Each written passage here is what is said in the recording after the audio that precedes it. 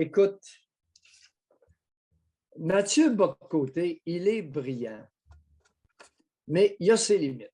Ce matin, il nous en sort une salée.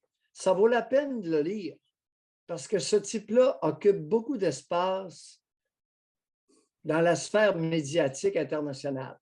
Il est en France et au Québec. Ah, puis en France, il y en a de la lumière, là. Il y a beaucoup de visibilité, Mathieu. Puis il sort des choses extrêmement discutables. D'abord, il s'en prend après le prince Harry. Ça le regarde. Bon. Il l'appelle le rouquin coquin, il rit de lui, puis il n'a pas tout à fait tort sur certains points. Le prince Harry est le digne fils de sa mère, Lady Diana, qui n'était pas particulièrement brillante sur le plan du quotient intellectuel.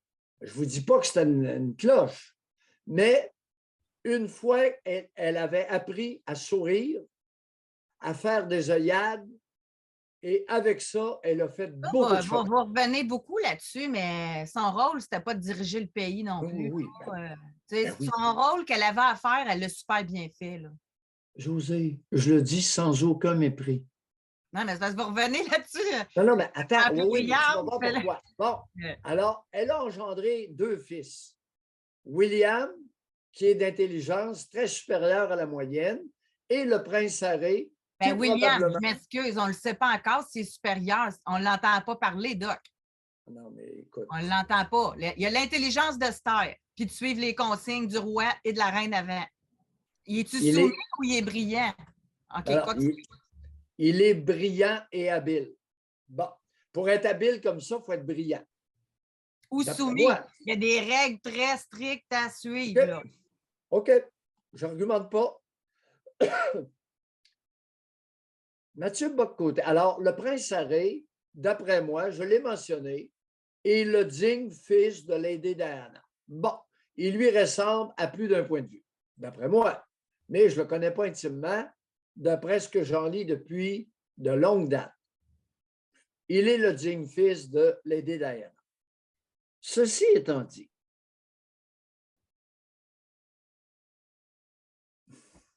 Mathieu Bock-Côté fait une déclaration le concernant. Il le traite d'ingrat typique des enfants trop choyés. Ça m'a fait mal. Ouais. Vous savez, je n'ai pas de mépris, moi, envers le prince Harry. Il a le droit d'exister.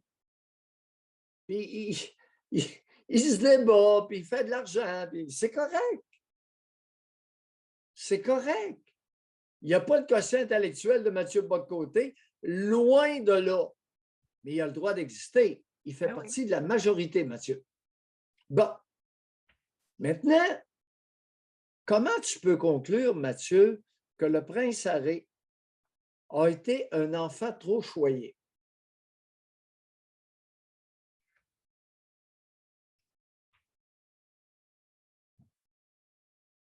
Mathieu, tu as péché. C'est quoi être choyé? C'est d'être soigné avec tendresse. Est-ce que tu peux être soigné avec trop de tendresse? Non. Moi, je pense qu'il fait plus référence au souper qu'à de service puis à la coutellerie d'argent, mais c'est tout ça être choyé. Enfant, trop choyé. Mathieu, tu n'en as aucune idée comment il a été traité à 1 an, 2 ans, 3 ans, 4 ans, 5 ans. Tu n'en as aucune espèce d'idée comme moi. C'est pas. Est-ce qu'il y a déjà eu des claques à la gueule? C'est pas. Est-ce qu'il y a déjà eu des claques aux fesses? C'est pas. Est-ce qu'il a déjà fait du piquette dans le coin? C'est pas. Et tu étais materné? C'est pas. On a vu Lady Diana qui a l'air de conduire les deux petits gamins en garderie. On a vu des images de ça.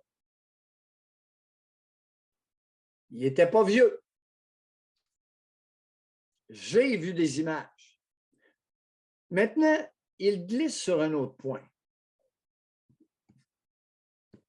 D'après lui, je le cite, on touche là quelque chose d'important. Écoutez bien, les amis. L'être humain a besoin d'admirer. Il a besoin de figures plus grandes que nature pour les admirer en reconnaissant chez elles des vertus incarnées. Calvaire!